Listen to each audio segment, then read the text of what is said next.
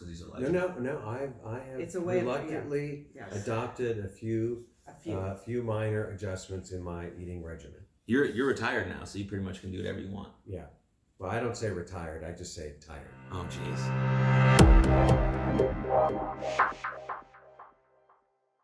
Hello. Welcome to another episode of Jaxon Talks, everybody, with me, your host, Jaxon Stone. And today is an extremely special episode, as you can see already. I've got two people right next to me who are my parents. Basically, this episode is just going to be about us getting to know them a little bit better. Well, I know them, but you guys are going to get to know them a little bit better. We got some fan questions. They'll probably tell some weird stories about me growing up. It'll be exciting. And I'll introduce them right now. Here's my fantastic, lovely mother. Hello. Say hi. I said hi. Oh, you did? Yeah, I said hi. This is my dad, big legend. Mark Mashpitz here. Oh, gosh. So we're going to start off right away with a unique question, which everyone is probably dying to know. And it's how did you guys meet? Dad, you want to take this one? Well, yes. Lori's father and my uncle basically set us up. So it was a blind date? Yeah, it was a blind date. My Uncle Victor was auditing Lori's store, and... Well, hold on, a little quick caveat. Yes. My mother owned a few shoe stores back when we lived in California. What were they called, Mom? Shoes by Steffi. And so she definitely passed on the loving of the shoes gene to me. It's kind of why I'm obsessed with shoes. It's her fault, but it's cool. And then when did you sell those stores? 1992. So when I was born. No, you had them a couple years when I was like age 3. 95. So she sold them when I was age 3, and then she became a full-time mom, which is probably even harder job than selling shoes.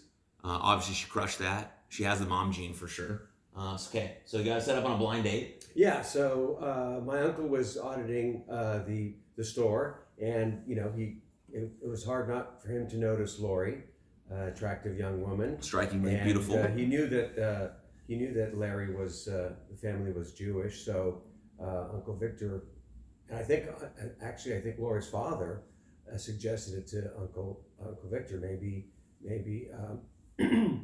Maybe my daughter would like to meet your nephew, and so the blind date was set up, and we met at the Burlingame hotel. I forget which one. Near the airport for drinks. So those who don't know where Burlingame is, it's basically a suburb of San Francisco, where we grew up, where my mom had some of her stores. It's south of San Francisco. Yeah, we'll just say San Francisco. Yeah. For those who are unfamiliar with that place.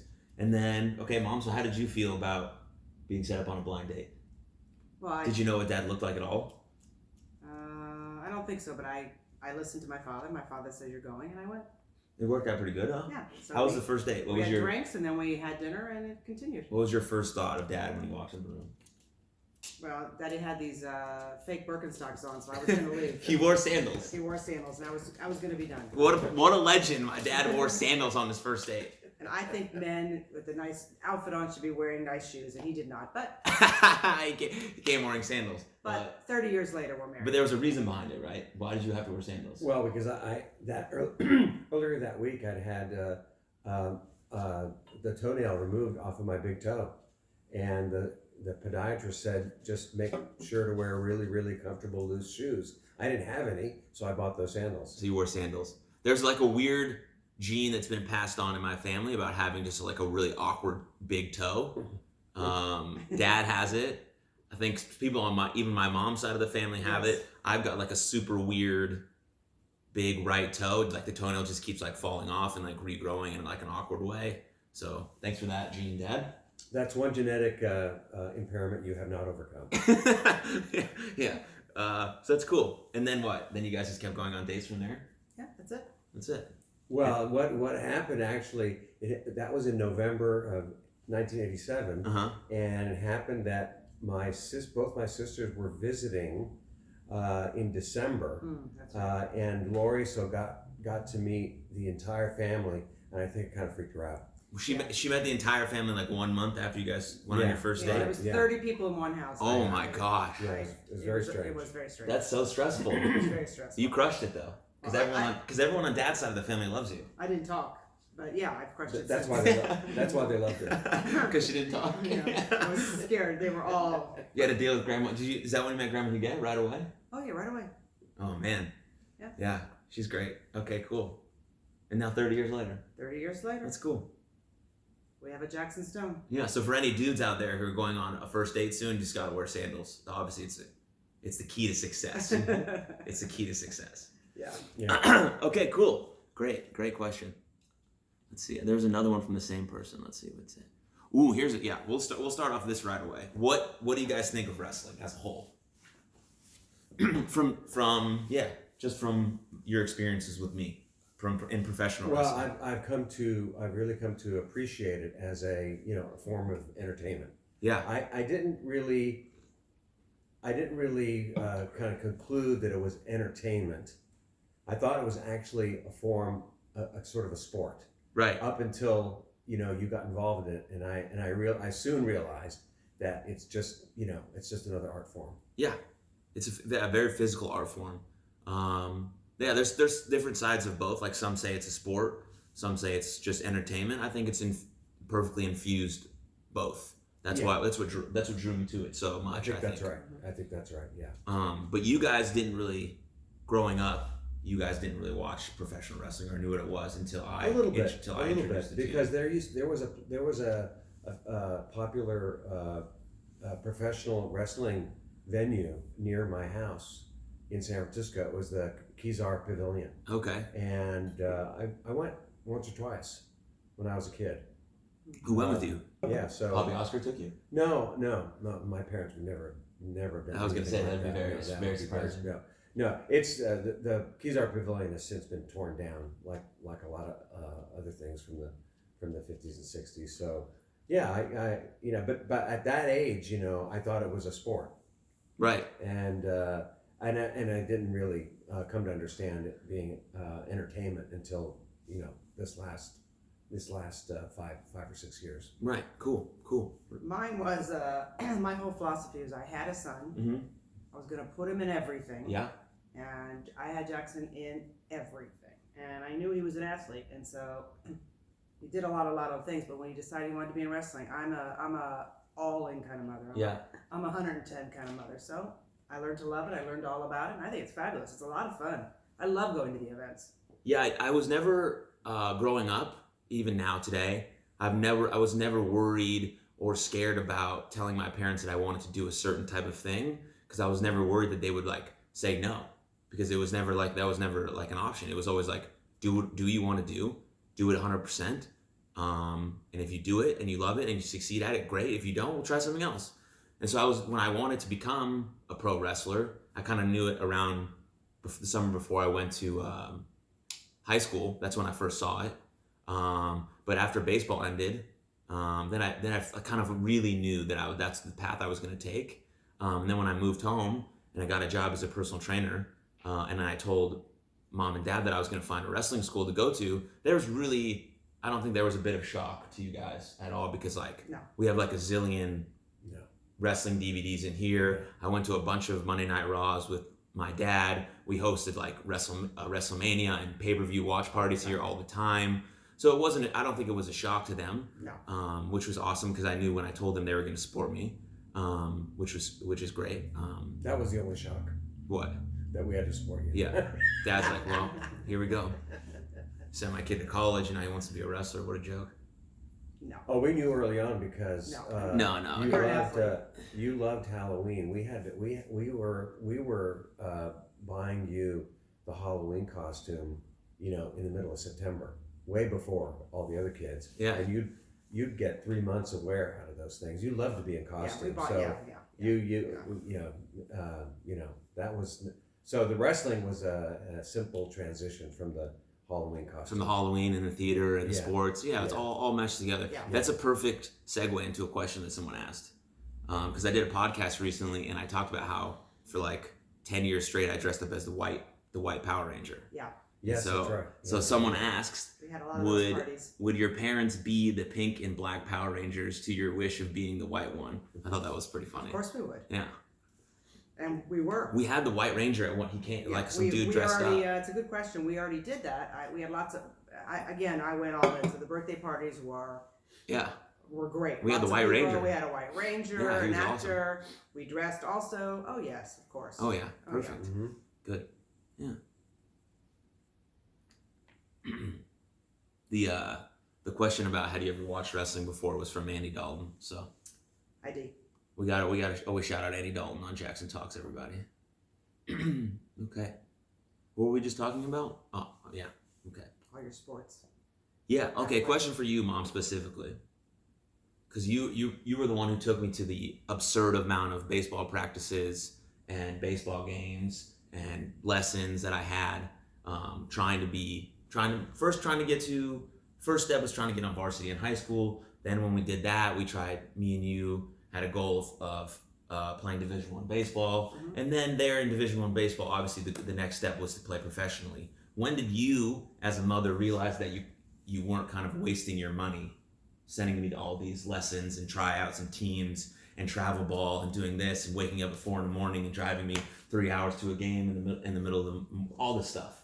When did you kind of realize that there was going to be a payoff for this? Yeah, I think age 10. When you were age 10, I saw you had an ability, and you were on the All Stars for 3 years. Yeah. And then This was in California this was still. in California, and they really didn't have baseball or sports there. I had Jackson in every. It's okay. I had Jackson in every sport, Yeah. all of them. But he had a natural ability for baseball. So Yep. again, we went all in. So when we moved to Texas, Yeah, when we moved here, though, I tried to play football a little bit. we did football, That didn't basketball. work out. Yeah, but soccer, a lot of soccer. Well, I like soccer. It was good running.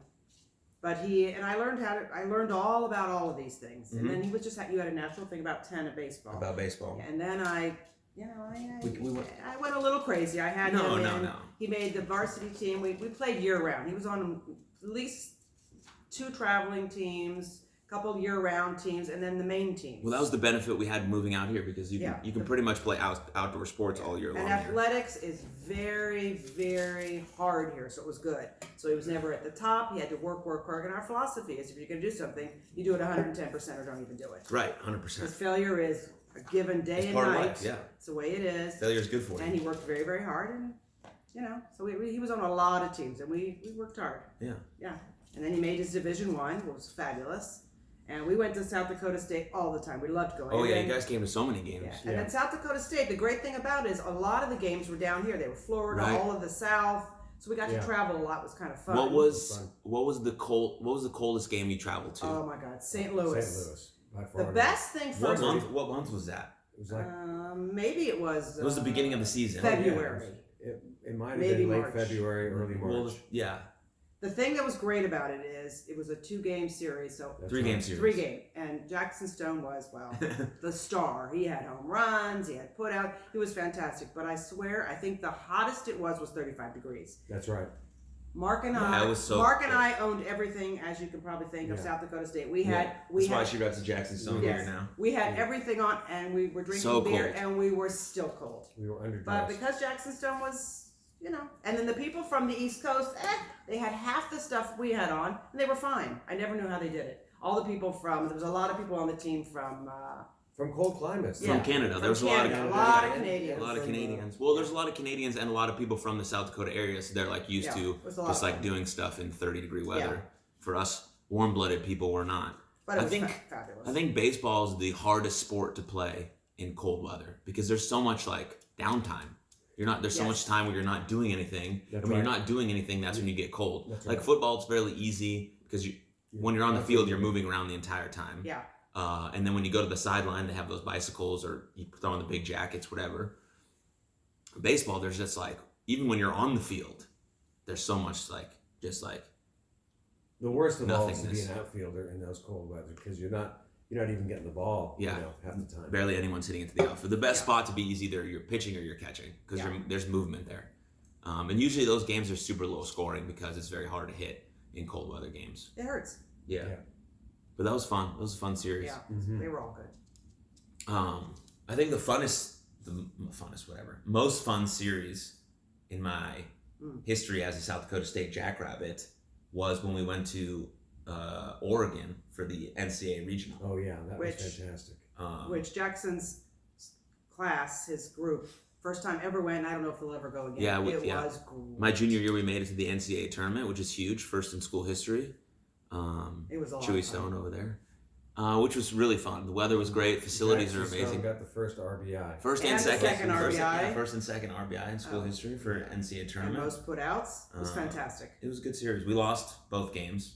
Close games. We lost to Oregon and we lost to San Francisco. Yeah, University of San Francisco. Funny, when we played on the University of San Francisco, there was a guy on the team who I grew up playing that's Little right. League with until we moved to Texas. His name was Justin Maffei. Oh, that's right. He was a really good player when we were growing up, and it's cool that he kind of cultivated that talent into going to the University of San Francisco. I think he played a few years in the minors, which was really cool. I'm not sure what he's doing now, but it was fun to see him. We chatted when he came to first base. I think his parents were in the stands, but I didn't recognize them because too big of a stadium. Yeah. That was cool. Okay, let's move on to some more questions. Here's a good one. Positive and negative thoughts about my chosen profession, which obviously is being a professional wrestler. Mom, you want to take one? Dad, anyone? Positive and negatives. Let's go with positives first. Well, positives. It's.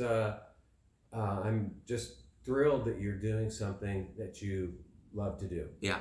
And like everyone has always told you, if you love what you do, you'll never work a day in your life. So I'm just thrilled beyond words that you're pursuing something that you love and not just merely pursuing it, but really working extremely hard at it. So very, very positive, very, very proud of you in that regard. Thanks, Dad.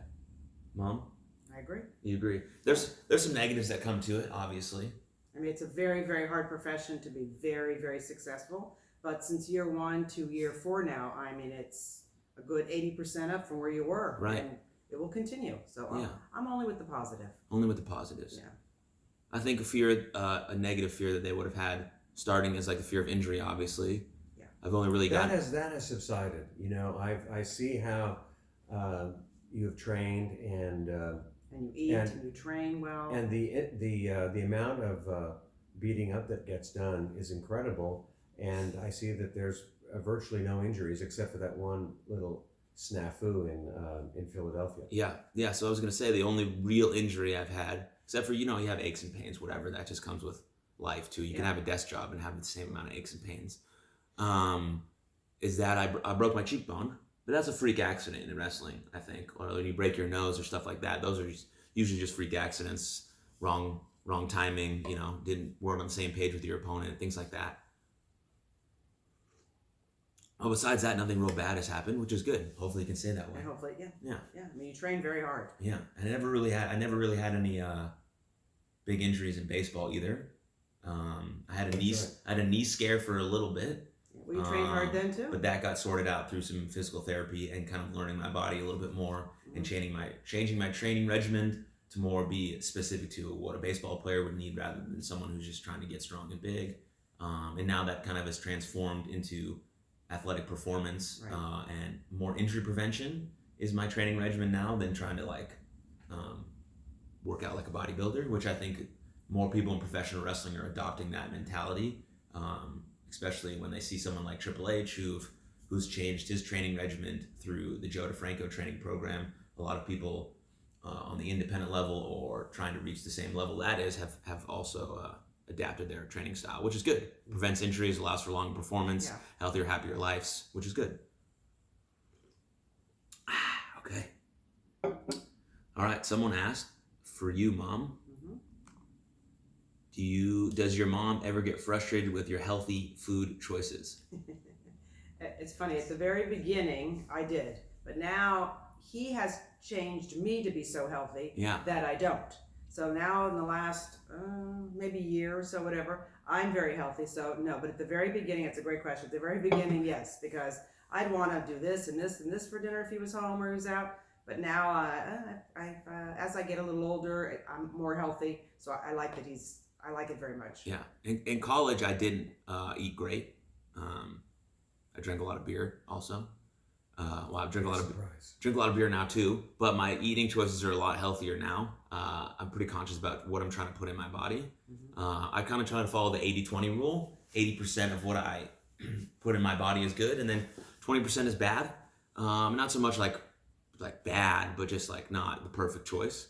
Like a little donut on Sunday. Yeah, because I think like the word America per se has been on a diet now forever, which is diet is the worst word of all time because it just like puts so much pressure on you, and it's like a thing that cannot last for a long time. Right. Because you're putting like an expiration. I'm going to diet for this amount of time. I'm going to lose this weight, and then after that, you can't sustain it because it's like the most rigid, not fun way of living. Eating can still be fun, and you should still be able to enjoy going out, but you can make healthy, conscious choices about your body and what you're putting into it, and just still enjoy what you're eating. So I think I've changed my mom, at least in that way. And my dad just does whatever he wants because he's a legend. No. I have It's a way reluctantly adopted a few minor adjustments in my eating regimen. You're retired now, so you pretty much can do whatever you want. Yeah. Well, I don't say retired. I just say tired. Oh, jeez. Yeah, this has been like a running joke since we did a little family thing in Cabo because there was a family member of ours getting married, and my dad started doing this joke. He's just going to try it out in Cabo because he just got retired before we went to Cabo. Yeah. And he's saying that he's not retired. Just tired. Just tired. Thank you. And so that's dad joke number 1 on this episode. Hopefully there's no more. I hope so. Hopefully there's no more. Yeah. I thought we were going to see a little more of Chewy in this episode, but he's wandering over here. Chewy's looking outside. He wants to work. Come here, Chewy. He doesn't want it. Here's a good question. I don't know how you answer it, but all right. When did they know you were an international superstar? Probably the first time I went overseas. Well, he went to 4 years ago when he went to Germany. That was like, when was the first time I went? 2016? Yeah, so he went to Germany 3 times. He's done a lot of other ones. Probably the second time he went to Germany, because after Germany, he had already been to Canada a lot. Then he did Israel, and he's done England, and he's done Berlin. So probably second year in. Yeah? Yeah. I knew you were an international superstar when you began describing yourself that way. When I kept saying it all over and over and over again? Yeah, that's right. Every morning at breakfast? The mother's more factual. Yeah. How you doing this morning? It's good, feeling like an international superstar. How are you? There you go. Yeah. Come here, Chewy. Chewy's going to show us himself now. Chichi, got to work. Chi-Chi, say hi. Chewy Stone. Follow him on Instagram. Cool.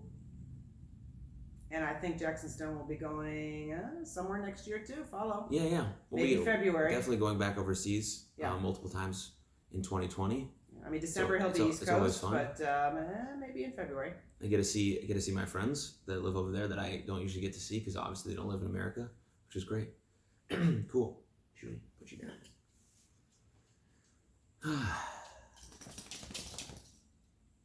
Yeah, good boy, you worked. Good boy. I don't know if okay, Andy has another question. What are your 3 favorite wrestlers, Mom? You've been to enough shows. You've seen people wrestle. You mean besides Jaxon Stone, Jaxon Stone? Yes, besides me. Well, the thing is, I've seen a lot of shows, but sometimes I don't remember them. Yeah, well, you know a few of them by name.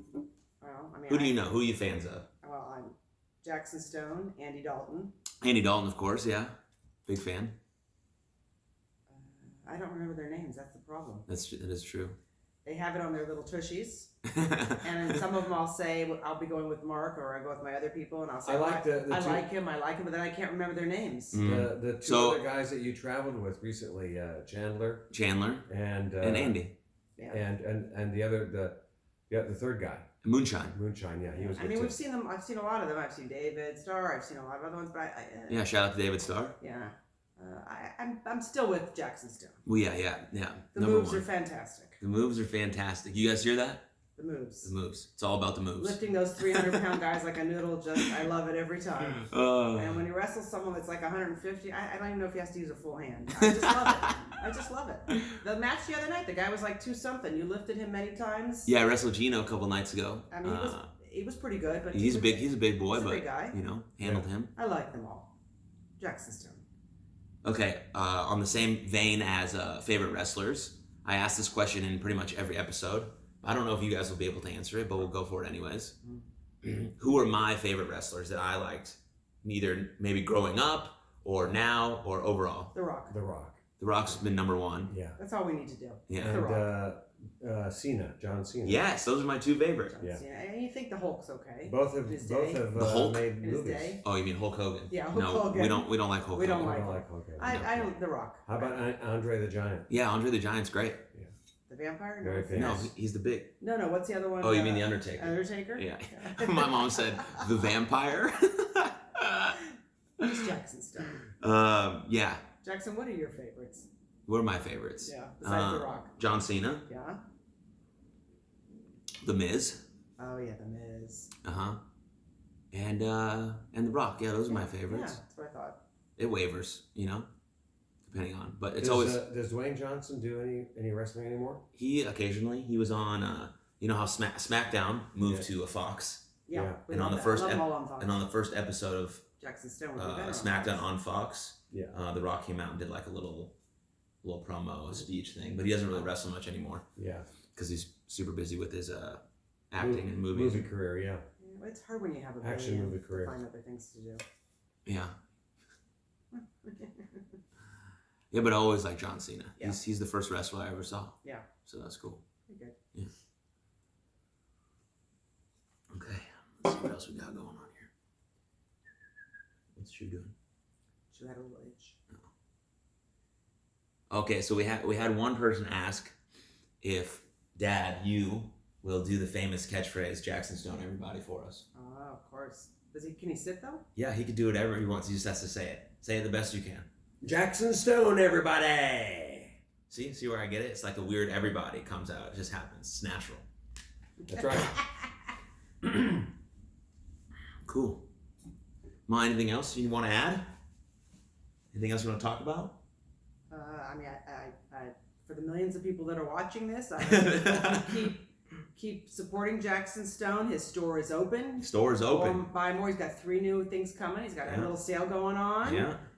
Wherever he travels, follow him. Yeah. The shows are fantastic.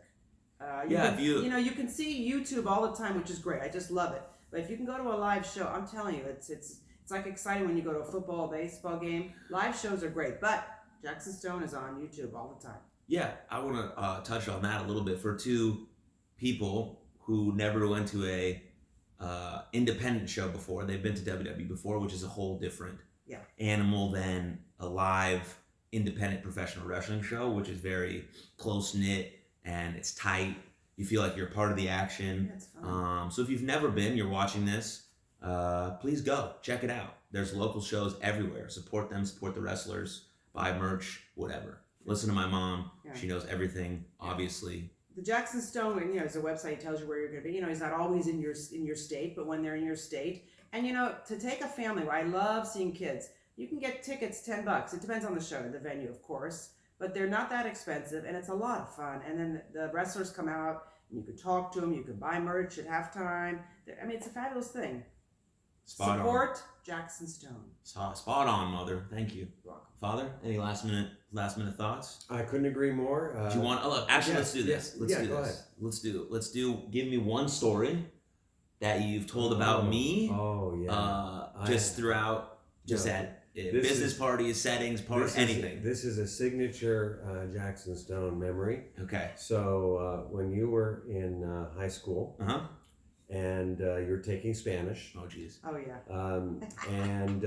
and you seem to like the class, but then one day the teacher surprised everyone in the classroom by announcing that for that day and for that lesson you would only be speaking Spanish.